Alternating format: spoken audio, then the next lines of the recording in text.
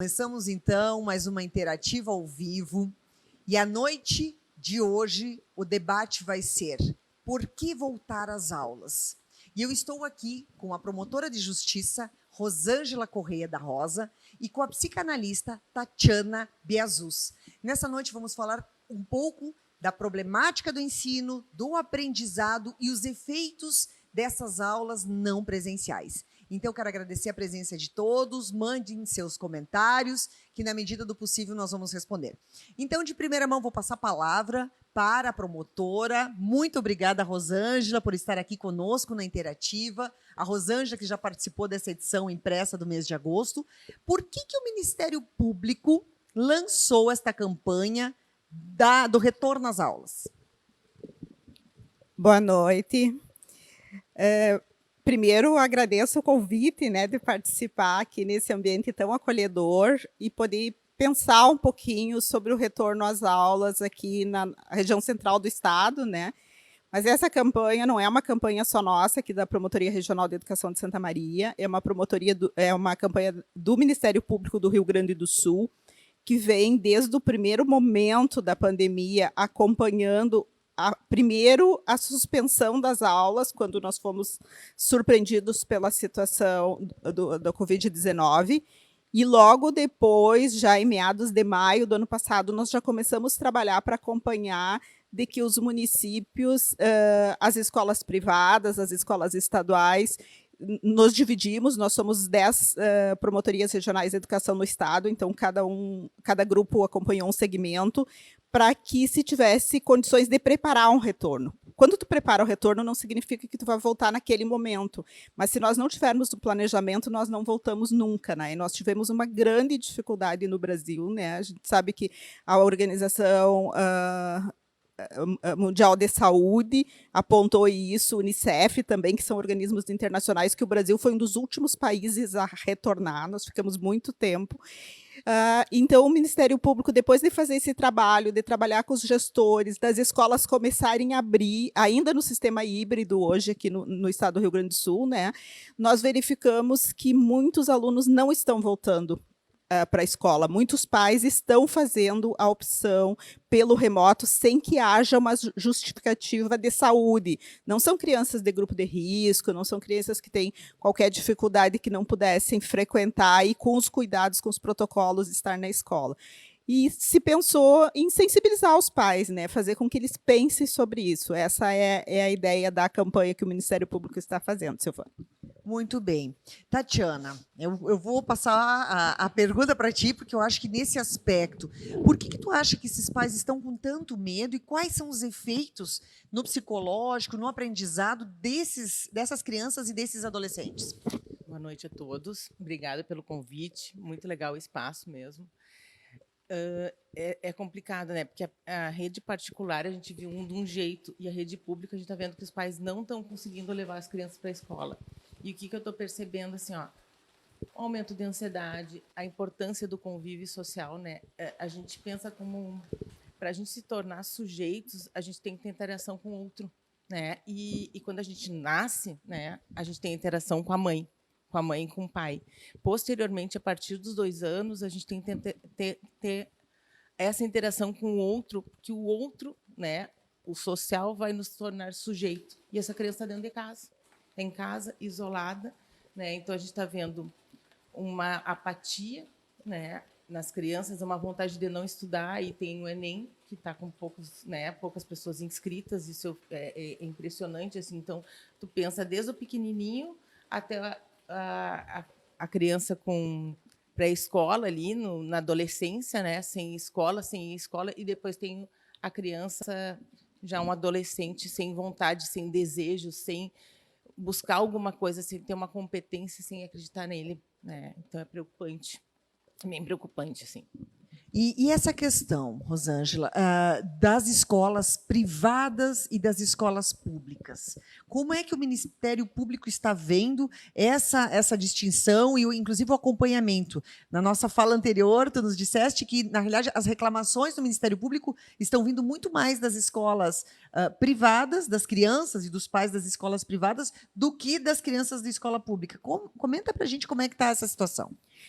As escolas privadas, desde o ano passado, no final do ano passado, os pais e os próprios gestores das escolas, principalmente organizados pelo Sindicreches e pelo Sinep, começaram a questionar e a buscar a autorização para a retomada. Naquela época, nós tínhamos a vigência daquele entendimento de que o governo estadual podia liberar, mas que o governo municipal podia restringir mais. Então, muitos municípios restringiram o funcionamento das escolas, tanto da rede pública como da rede privada, né? E os pais passaram a questionar e a buscar num entendimento, né, de que os filhos precisavam de um espaço de socialização, um espaço de convivência. Nós tivemos muitos casos, e não foi só de Santa Maria, de toda a região, né, atendemos grupos de pais buscando essa retomada, e eu acho que foi um espaço importante, assim, né, e também um movimento importante dos pais defendendo o direito à educação. Porque o direito à educação no Brasil, ele fica relegado sempre, né? Muitas coisas vêm antes, e eu acho que a comunidade se levantar, e pessoas esclarecidas, e eu acho que isso também é um indício para os outros pais da escola pública, quer dizer, quando a gente fez um trabalho muito grande aqui na região para que as crianças frequentassem a pré-escola, isso foi em 2014, quando a Promotoria Regional de Educação começou, eu sempre dizia assim, olha na tua cidade, por que o filho do médico, o filho do prefeito, o filho do dentista, o filho do professor vai na pré-escola? Então, quer dizer, não é uma coisa, né, tem uma importância aí. Conversando com pais, fiz reuniões em todos os municípios pequenos, aqui nós temos 44 municípios na região, conversando com as comunidades, em audiências públicas, indagando isso. E eu acho que essa pergunta cabe ainda aqui, quer dizer, por que as pessoas que têm um grau, eu não estou nem falando na questão econômica, eu estou falando na questão cultural, né, na diferença cultural, estão encaminhando os filhos para a escola. Se isso fosse perigoso, se a escola não tivesse condições, não tivesse protocolo, esses pais não estariam mandando os seus filhos, né? São famílias que têm condições de ver formas e pessoas para cuidarem as crianças, a gente sabe disso, né? E eu digo isso assim com toda a segurança, sabe? De que eu tenho 5 crianças pequenas, né? Assim, de menos de 11 anos, 12 anos na minha família. Todas elas estão na escola desde o início do ano. Então, eu não estou defendendo para as outras crianças o que não está acontecendo com as crianças que eu mais amo no mundo. E isso tem mostrado para a gente que cada vez mais até a realidade de aprendizado está dando uma diferença cada vez maior.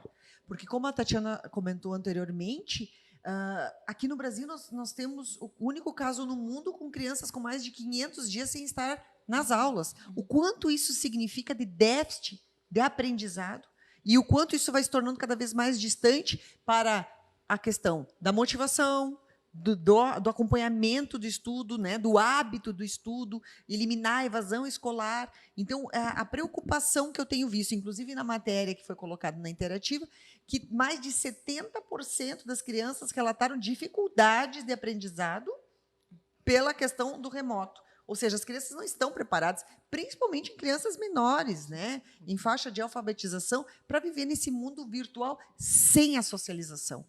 Então, 500 dias sem aula e não ter esse acompanhamento social, quais são os prejuízos reais para essa criança no seu desenvolvimento pleno?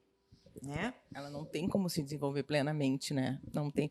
Porque o ano passado, a pandemia nos levava de um jeito, né? A gente pensava em como administrar nossa casa, nosso lar, né? A pandemia e os medos do Covid e tudo mais. Eu acho que agora a gente já está no outro processo de pensar e colocar a criança dentro da sala de aula, né? Para mim é uma controvérsia muito grande ter um monte de entrevistas e publicações que a criança, por exemplo, um adolescente, não pode ficar mais de 4 horas na internet, né? na tela. Né? E aí a aula 4 horas na tela. Meu Deus. Então, o que é isso? Né? Uma criança pequena, até 2 anos, não pode ter tela. A partir dos 2 é 1 hora, e depois vai uma evolução. E aí ela tem que ficar na frente da tela aprendendo.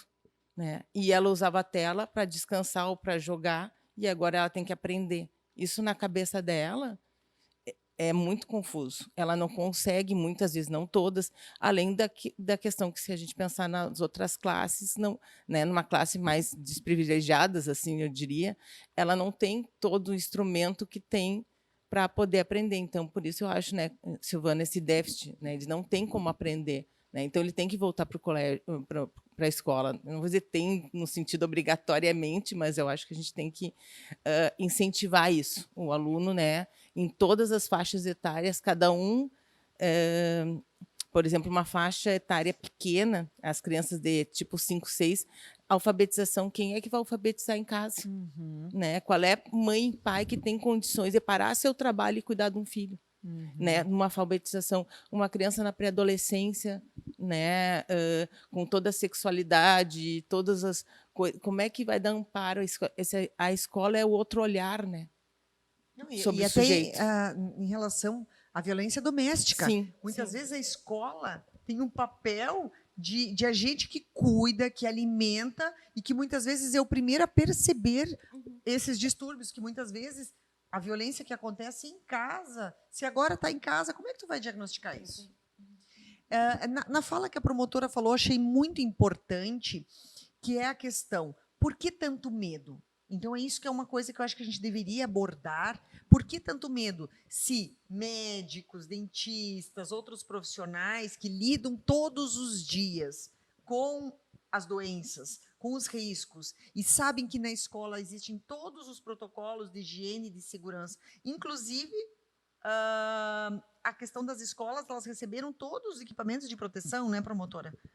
Sim, aqui em Santa Maria, a nossa colega Giane, que trabalha no patrimônio público, ela fez todo um levantamento do que o município investiu, né, e foi muito, de uma forma qualificada, para comprar EPIs, para distribuir para as escolas, né, e dizendo assim, ó, que, junto com o Ministério Público do Trabalho, nós fizemos uma recomendação o ano passado, em setembro, outubro, para todos os municípios aqui da Promotoria Regional de Educação, os 44, para que fosse fornecido, além dos EPIs, as máscaras, porque tinha dado aquele problema no frigorífico, os colegas do Ministério Público do Trabalho tinham acompanhado, e eles concluíram que era importante que as máscaras fossem PFF2 e que elas tivessem melhores condições, embora a normativa do Estado do Rio Grande do Sul não exija. Os nossos municípios distribuíram, né, para as escolas, para os profissionais que atendem, né, porque as crianças entre si é mais fácil tu distanciar,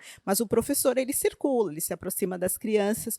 Então, assim, acho que mais do que nós, por exemplo, na rede de justiça, né, as máscaras que a gente recebeu foram máscaras comuns de tecido, enfim, e tal. Então, são questões importantes para considerar a contribuição de cada um nesse momento, né? Eu sempre olho para os profissionais da saúde, nós trabalhamos muito na rede de justiça para que a gente pudesse adequar os processos para o sistema online e tal, né? Foi um grande desafio, assim, era um processo esperado, mas não tão rápido, né? Não agora.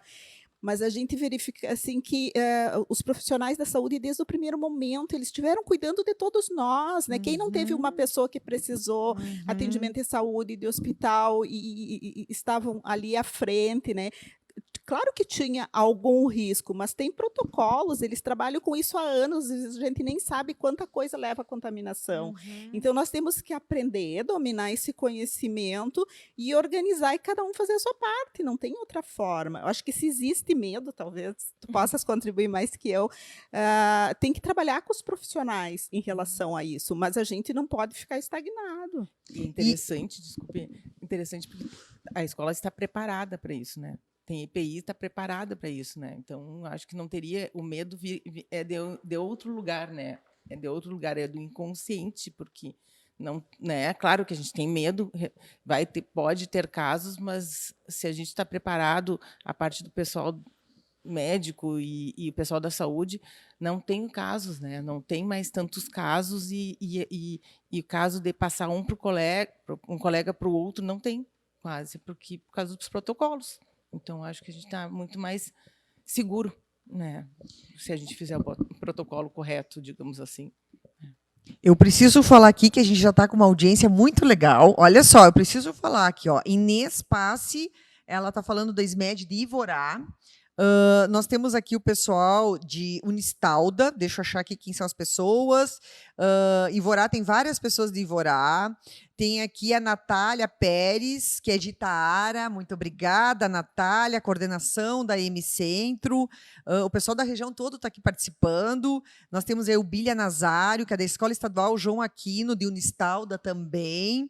Tá, professora, muito obrigada.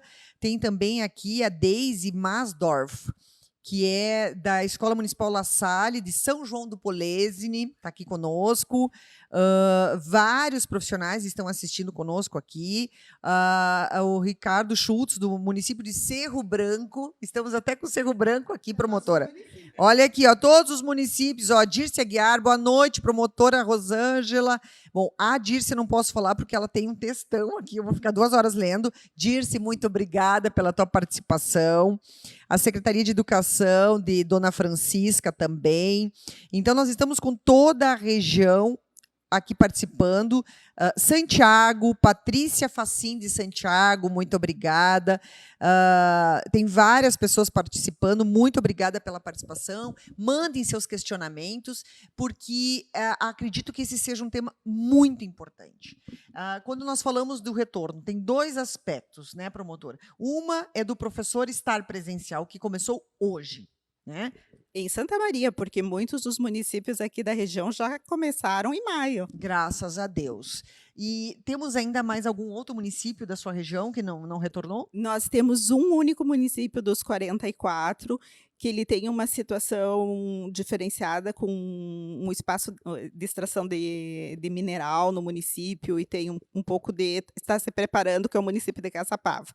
Mas nós estamos esperando que Caçapava se juntar a nós e voltar também. Lá voltou a rede privada e a rede estadual e a rede municipal ainda não. Os outros todos já estão preparados para voltar. Tem o município de Santa Margarida, que a escola está num processo de reforma, porque eles tiveram de detetização, porque eles tiveram que emprestar a escola um tempo, teve um destelhamento, emprestaram para a unidade de saúde, mas agora também já tem data para voltar, semana que vem também já volto. Então está todo Que mundo... maravilha. Olha o prestígio aqui, ó, Vila Nova do Sul, nós temos a Carla Brum, Vila Nova do Sul, nós temos aqui também o pessoal de Jari, a Roseila Machado Silveira, de Jari. Então, a gente vê que tem todo um trabalho regional e eu pergunto, se a educação é essencial, se a educação é prioridade, o que falta ainda de conscientização? Eu acho que tem uma questão assim, ó, talvez esse seja o momento mais difícil para a educação. No início, em março do ano passado, quando se suspenderam as aulas, depois as escolas começaram a se organizar para fazer atividade remota, tanto online como mandar material. Teve uma escola na região que levou material para as crianças a cavalo. Né, tinha uma pessoa que ia de casa em casa. Então, tem histórias lindas assim da pandemia que eu sempre digo para eles que a gente tem que escrever depois, né, de tão bonitas que são, de dedicação, professores que visitaram, municípios que colocaram o transporte escolar para o professor ir até a casa, entregar material e conversar, um ambiente aberto, seguro, enfim. Mas, neste momento agora, esse sistema híbrido é um sistema muito difícil para o professor, porque o que acontece? O professor continua dando atividade remota para quem está em casa, e ele tem que fazer atividade presencial na escola, com a mesma carga horária. Né? Então, isso é muito difícil. A qualidade da educação cai, sim, né? Ninguém me convence que não, porque o profissional é o mesmo e ele tem que se dividir. Então, a volta também, esse chamamento para que as crianças possam voltar, também vai qualificar o trabalho do professor, porque ele vai poder voltar ao trabalho presencial, ao contato com o aluno e fazer atividade. Então, acho que também tem essa questão, assim, né? Para o professor agora, a comunidade, quando volta, também favorece a qualidade do trabalho que é feito naquela sala de aula. Porque até o próprio professor não estava preparado para trabalhar no online e nesses sistemas. E como foi a avaliação desses professores da rede pública, principalmente, municipal e estadual, que sabendo que muitas das crianças não tinham computador em casa e que não existia um software preparado, porque isso também é um custo. Nós tivemos aqui uma live com a professora Lúcia Madruga, o professor Carlos, e é um investimento bastante alto para trabalhar nessa questão desses softwares. Como funcionou, então? Porque muitas crianças acabavam tendo aula 1 hora de aula por semana, ou uma folhinha por semana, um trabalhinho por semana. Como ficou isso? O trabalho, isso não foi só na rede pública, né, é importante dizer, nós tivemos reclamações de questões importantes da rede privada, em que as atividades que eram oferecidas, a quantidade de horas também, mesmo quem tinha plataforma não era suficiente, ou era uma plataforma gratuita que tinha só 1 hora, teve uma série de questões. Se a gente fosse computar, eu diria assim, ó, em 2020 os alunos, no Brasil inteiro, não é só aqui em Santa Maria, não é só aqui na região, muito dificilmente tiveram 800 horas de aula. Tanto que o Conselho Nacional da Educação sugeriu, num parecer, que se fizesse uma dualidade do ano de 2020 com o de 2021 para a recuperação das atividades e das aulas. Mas imaginando que 2021 poderia ser melhor e que a gente ia duplicar o número de horas, eles até falaram em turno integral, outras coisas, só que 2021 terminou sendo também um ano difícil, e a gente vai continuar com essa defasagem, né. Então a melhor forma das crianças conseguirem ter acesso a esse conteúdo é no presencial. Mas tem uma coisa que eu acho que é ainda mais importante do que a atuação do professor, é que as crianças acho que tu podes até falar melhor que eu depois e dizer se tu concorda. Eu andei lendo um texto depois que a gente fez a matéria da revista e que eu achei, muito interessante, onde o profissional dizia, era um professor, era um pedagogo, de que as crianças aprendem umas com as outras, e que quando tu leva eles para a sala de aula, e essa é uma afirmação que a gente faz muito no caso da criança com deficiência, né, de que a criança tem que ir para a escola, porque eles se ajudam, tem o laço fraterno das crianças que ano a ano acompanham, e isso é verdade, né, as crianças, uma fala, a outra entende, uma pergunta, e isso só vai acontecer na sala de aula, né, no online não vai ter essa interação, né. É interessante tu falar nisso, porque é bem isso, a interação, né, a socialização. Tu estava falando, as crianças, por exemplo, estão me relatando dificuldade de alimentação. Aí chega na escola, vê outro coleguinha comendo, come, né, aquilo que ela não comia. Ela vê o colega que tem mais facilidade com matemática, que tira a dúvida dela, o de português tira a dúvida do outro, né. Aí tem uma questão deles se olharem e é uma competitividade saudável, né, essa coisa de crescer junto, né, de um ajudar o outro, de tirar a dúvida, e é impressionante, assim, estar em sala de aula para esse tipo de questões, assim, alimentares e de educação é imprescindível também. É bem. E, Tatiana, isso tu percebes nas crianças das séries iniciais, ou isso vai até a adolescência, ou vai até no ensino médio? Até ensino médio. Até o ensino médio. Porque. Esse texto era do ensino superior. Eu fiz a adaptação.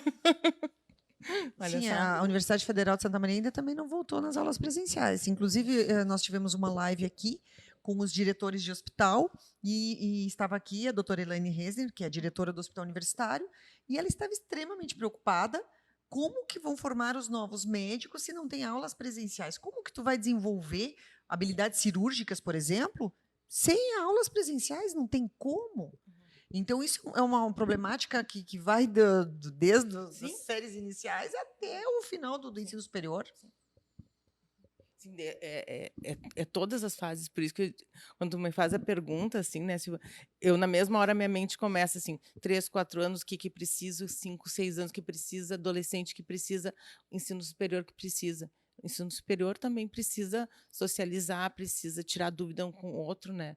E eu vejo assim um aumento significativo aí nos adultos, assim, né, digamos, né, no pessoal do ensino superior. Imagina começar uma faculdade, né, online. Tua turma online, né? Tu terminar o ensino médio, como foi o pessoal de 2020. Ano passado, nem conhece os colegas. Sem conseguir fazer aquele fechamento que a gente acha importante. Terminou um ciclo, faz o fechamento para tu entrar num novo ciclo, né? Não tem isso, não teve isso. Quem terminou 2020 um colégio e começou uma faculdade tem um hiato ali, tem uma perda significativa, tanto social, cognitiva, né, grande em termos de interação com o outro, né? O isolamento, a intimidade ficou dentro de casa. Tem uma colocação aqui da Carla Brum, que ela fala assim: minha preocupação é com os alunos sem acesso à internet e que continuam em casa. Porque aí tem a questão do acesso à internet, a qualidade da internet, porque bombou né? Então, muitas vezes não conseguiam dar conta das demandas de tantas lives, de tantos programas. Então, que tipo de qualidade? E até para tirar uma dúvida, para desenvolver um raciocínio. Porque se tu está numa sala de aula, professora, não entendi.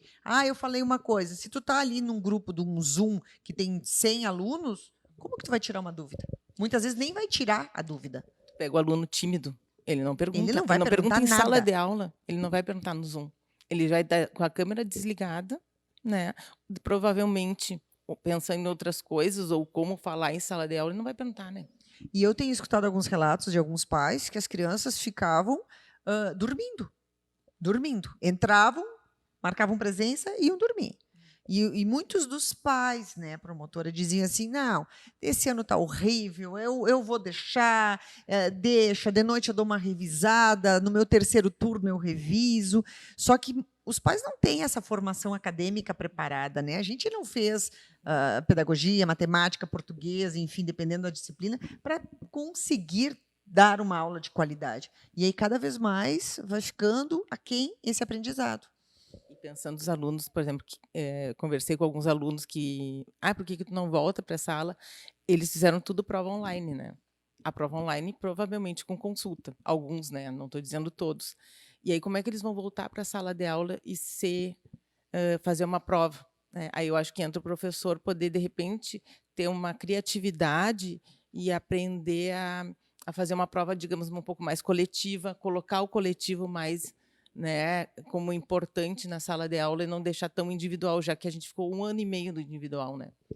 Então, de repente, entra a criatividade do professor. Assim, agora eu estou pensando... O Conselho Nacional de Educação, durante todo o período, desde o início da pandemia, ele está editando pareceres, orientando, tentando dar uma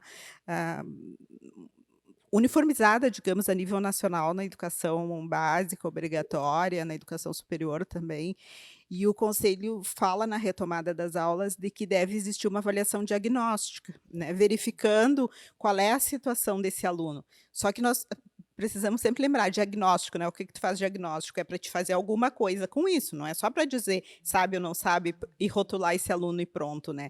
E aí é o grande desafio, né? Como é que a escola vai trabalhar com isso? Os professores vão precisar de formação, vão precisar a exigência de formação do professor foi muito grande na pandemia, desde para trabalhar com a questão online, né? Mas agora também nessa retomada de como fazer. Eu acho que o ser humano é capaz de aprender a qualquer momento da vida, né? Mas tu tem que oportunizar, tu tem que ter no caso das crianças, dos adolescentes, um adulto que organize isso. E esse é o desafio da escola nesse momento, né? É como avaliar e fazer o diagnóstico desse aluno e trabalhar com ele efetivamente. E saber se esse diagnóstico vai ser do aluno mesmo, por alguma deficiência, ou se vai ser porque ele estava na pandemia, né? Então, é uma deficiência da pandemia e não do aluno em si. Deficiência dele, né? Cognitiva dele, porque às vezes tem essa diferença que a gente não sabe. E né? a gente sabe, né? Temos dados concretos que cada vez mais as crianças estão lendo menos. Né? Nós sabemos que a própria internet e os vídeos estão fazendo com que as crianças leem cada vez menos, e isso está fazendo com que as pessoas também, as crianças elas estão perdendo interesse pelas aulas, porque tem várias formas, né? Do YouTube e a própria internet, ela é muito rica e vasta. Então, como lidar com isso e com a complexidade de crianças que já tinham déficit de atenção, ou não tinham motivação escolar, ou aquelas crianças que já estavam em evasão escolar. Então, isso é uma coisa bem complicada. A Dirce Aguiar aqui está fazendo vários comentários, inclusive uma delas aqui é sobre a preocupação com os professores que querem fazer greve, e que ela está falando que o compromisso com a educação é um assunto sério e que seria uma coisa absurda de fazerem greve. Eu não sei se já existe algum parecer nesse aspecto, promotora. Se por acaso agora os professores resolverem fazer greve depois de 1 ano e meio sem estar presencialmente.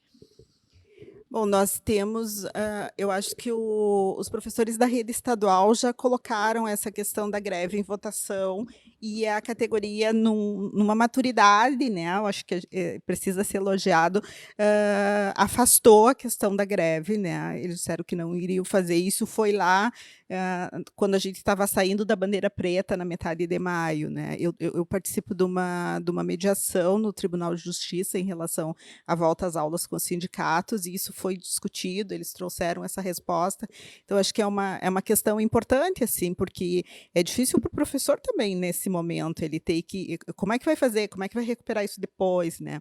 E tem a experiência de Porto Alegre, né? Que o sindicato dos professores em Porto Alegre chegou a declarar a greve depois do novo sistema dos 3As, né? Quando não tinha mais uma situação tão grave, então, que era entendido que o Estado do Rio Grande do Sul podia voltar, e o Tribunal de Justiça declarou a greve legal, né? Mandou voltar e mandou trabalhar. Então, esse é o precedente que a gente tem aqui no Estado nesse momento, né? Eu não sei se isso vai acontecer de novo, mas é possível, né? E a declaração em relação a isso é uma ação que pode ser ajuizada por uma associação de pais, pode ser ajuizada pelo Ministério Público, pode ser ajuizada pelo gestor municipal, estadual, dependendo de quem está à frente daquela escola, né? E quanto à questão de repetência, muitos pais dizem assim: ninguém vai rodar, porque as provas são online, as matérias... Como fica a cabeça do aluno? Ninguém vai rodar, então por que eu vou me esforçar se ninguém vai rodar? É que eu acho que tem que... o questionamento primeiro é o seguinte, né? Eu incentivo o meu filho a estudar porque ele tem que aprender ou porque ele tem que passar. Talvez essa seja uma reflexão que a pandemia possa nos trazer, né?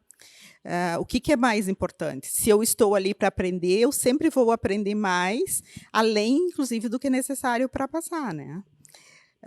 Agora, se é apenas para ser aprovado, bom, né? Não tem nenhuma regulamentação desse ano. Isso foi no contínuo de 2020 para 2021. Não dá para dizer que isso está garantido, né?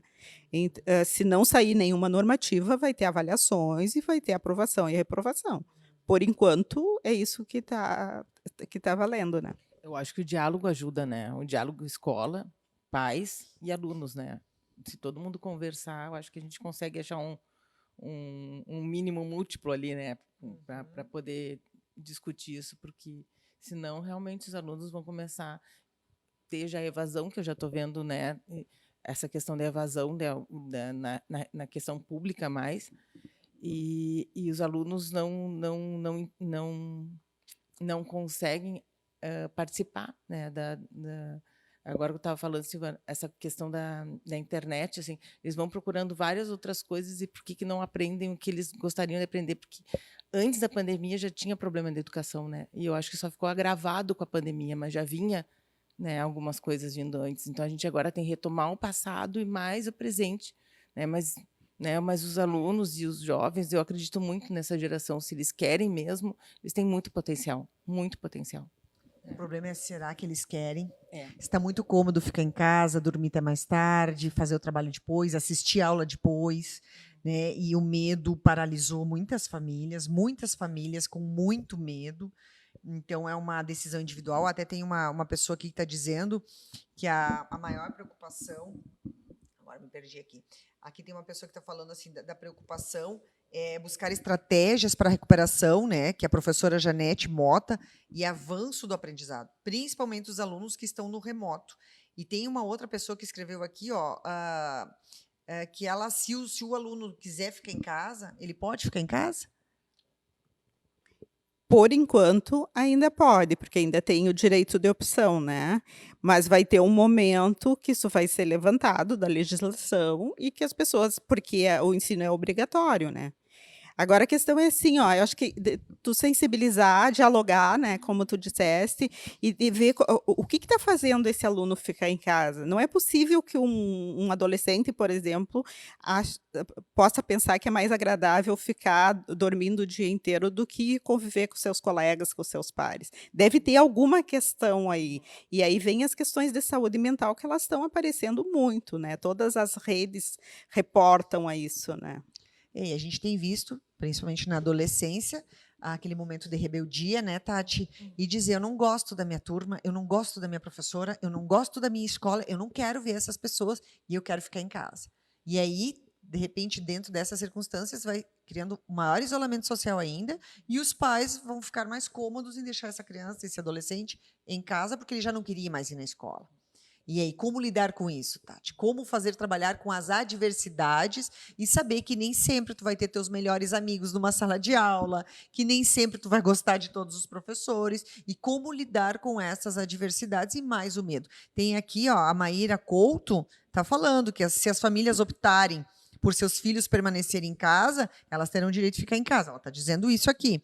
Principalmente no momento atípico em que se instala uma nova cepa. Aquilo que nós falamos anteriormente. Vão vir novas cepas, vão vir novas variantes, e aí? Como fica essa situação, né? Que aí é aquela questão, tem alguma coisa por trás, né?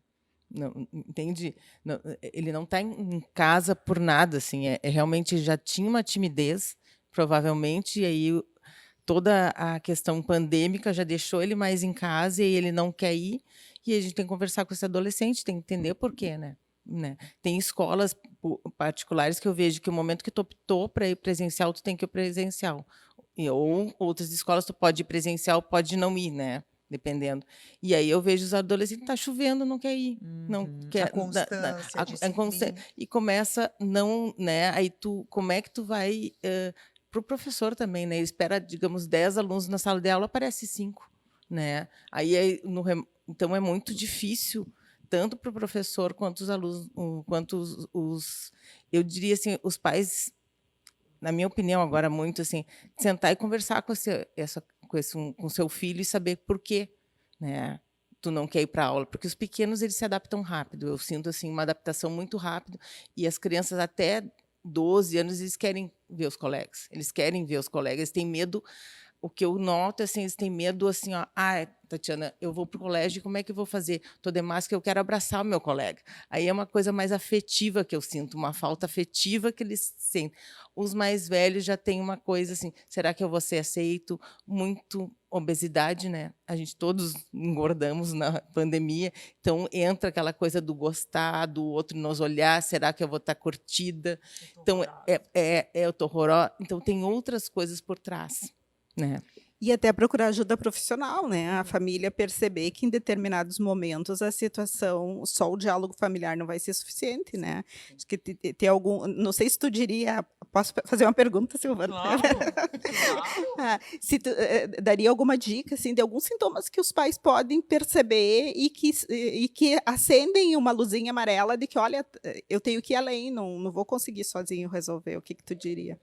É importante isso, assim, eu diria assim, ó, aumento de ansiedade eu senti em muitas pessoas, né, na pandemia, né, em todas as idades, digamos, né, mas, assim, o jovem, o adolescente, assim, essa faixa, assim, querer ficar muito no quarto, né, problema de sono, distúrbio de sono, crianças mais novas, distúrbio na linguagem, tá atrasada a linguagem, né? 3, 4 anos, 5, sem conseguir falar direito, porque só está interagindo com o pai e com a mãe, né?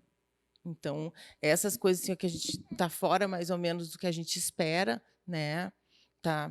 E eu diria para sinal de alerta para pedir ajuda, para conversar, para a gente poder separar. Teve crianças que estavam ruins, né? Estavam assim, digamos, um pouco deprimidas, assim, eu diria, assim, um pouco tristes. Quando voltaram na aula, passou 2 semanas já passou tudo. Então, eu acho que esse retorno é muito importante nessa época, assim, é muito tempo em casa, é muito tempo em casa.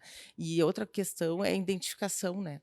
Tu se identifica com outro, se identifica com o professor, com o colega, não fica mais a identificação só do núcleo familiar, né? Sai um pouco do núcleo familiar e começa. E a questão das crianças menores, assim, pré-escola, a questão da sublimação, assim, quando tu tá com toda a energia, né, em casa, tu tá dentro de casa e o momento que tu vai para a escola, tu faz uma atividade, tu coloca para fora e aquilo baixa a intensidade, baixa a agressividade, baixa, né, é importante, né? E a gente sabe, né, Tati, que a questão emocional interfere muito, inclusive, na imunidade, né? Porque quando tu começa a ficar muito triste, triste, eu não posso ver meus amigos, eu não posso ver meus avós, eu estou não podendo fazer minha festinha de aniversário, eu não posso fazer a viagem, a tristeza vai vindo, e até a própria ansiedade dos pais, muitas vezes perdeu a renda, diminuiu a renda, a preocupação. Quando tu vê, tu está num estado de estafamento que a criança está entrando em depressão também. Sim. E a gente tem visto muitos casos de crianças depressivas, crianças que estão, inclusive, assim, em casos graves, né, de toque ou de outras coisas mais agressivas, né? Eu acho que respondendo, Rosângela, assim, ó, tudo que sai da normalidade, que eu não gosto dessa palavra muito normalidade, né? Mas tudo que sai do esperado, né? Tipo, ou ela está dormindo demais ou dormindo de menos, comendo demais, comendo de menos, né? Muito e também ver o que ela está olhando na internet também, né? Porque às vezes começa a entrar nos grupos, né? Meio autodepreciativos, assim, que é complicado, né? Porque eles vão procurando e aí quando vê é uma questão do coletivo que não está na escola, que a gente poderia ver, ela está dentro de casa olhando, né, e conversando com pessoas que também estão iguais a elas pela questão da identificação, depressivas também. E é isso. E a questão da sociabilidade, né? A Dirce Guiar também está comentando aqui uma outra fala, a gente já está chegando ao final, eu quero agradecer a participação de todo mundo, tem vários questionamentos, mas a Dirce Guiar, que é professora aposentada, ela está comentando e fazendo uma fala para a promotora de que o aproveitamento e o rendimento não está chegando a 50% nessas aulas online. Como vai ficar isso com essas crianças e adolescentes? Daí essa questão da avaliação diagnóstica, né? Além da avaliação diagnóstica, hoje nós estamos trabalhando com 2 questões no Ministério Público. É verificar se vai existir avaliação diagnóstica e se vai existir um plano de recuperação, né, das questões que não são do aluno, que são da pandemia, como tu disseste, né? E que essas redes possam buscar uma formação, um apoio para o professor, porque não é fácil, às vezes, se reinventar para trabalhar de uma forma diferente, mas não só os conhecimentos, não só a questão cognitiva, mas também a questão de valores, de habilidades que são fundamentais e que estão previstas na Lei de Diretrizes e Bases da Educação, né? Acho que isso é muito importante que as escolas cuidem nesse momento. E, em relação ao aproveitamento, eu diria isso, que os pais analisem as possibilidades de encaminhar as crianças no presencial. Uma coisa que eu tenho combinado com alguns municípios que dizem, olha, os alunos não estão vindo e tal, que comecem a marcar atendimentos individuais, né? Porque aí eles começam a sair de casa, voltar para a escola, enxergar os colegas, algumas coisas, e se apropriar de novo, quase que se adaptar de novo na escola, né? E tem funcionado, o pessoal tem dado um feedback bom assim desse trabalho. É interessante porque se a gente pensar que para nós, né, eu trabalho desde o começo da pandemia, para nós quando a gente vai para um lugar diferente, a gente também demora um tempinho para se adaptar, né? Mas aí depois a gente acha bom, né? Tipo assim, né? Tu vai num lugar, tipo, o primeiro dia que eu fui no shopping, né? Digo, será que eu posso ir? Não posso ir? Depois digo, que coisa boa ter ido, né? Na escola, né? E se colocar no lugar do outro, né? Ter uma empatia. Eu comecei a tentar ver live, né, e ver aulas, né, estudar. Digo, a pandemia, eu posso ter uma aula com um professor de São Paulo, mas quando eu vi, eu conseguia 50 minutos e não conseguia mais, porque cansa. Né? Então, eu imagino o aluno, né? Só em casa, no sentido remoto. Ele vai se adaptando, mas ele não consegue prestar atenção tanto, o cérebro ele consegue prestar atenção 1 hora, 50 minutos depois dispersa. Isso está comprovado cientificamente. Sim. Que daí vai dispersando e aí o aprendizado realmente vai ter 50%. Aqui algumas mães e alguns pais, alguns professores falando de que muitos atendimentos remotos não estão funcionando e de que a internet é aquela mesma dilema que a gente sabe. Eu estou muito feliz com o nosso bate-papo, a participação está maravilhosa, quero agradecer a participação de todos os telespectadores aqui na nossa live, as perguntas. Quero agradecer a promotora Rosângela e quero parabenizar o teu trabalho maravilhoso, um trabalho assim realmente exemplar. Conta conosco aqui para as campanhas, que a Interativa vai estar sempre à disposição. Quero agradecer a Tatiana, que faz um trabalho muito lindo na área da psicologia, da psicanálise. Muito obrigada por ter aceitado o nosso convite. Obrigada. E essa live amanhã vai estar no YouTube, no YouTube da Interativa. Se inscreva no nosso canal. A gente está esse mês com várias lives e com vários programas interessantes, importantes, com muito conteúdo e muita informação. Então, vamos todos juntos em busca de uma educação melhor, uma educação de qualidade e uma infância melhor tratada, né? Muito obrigada a todos, então. Estamos encerrando a nossa live.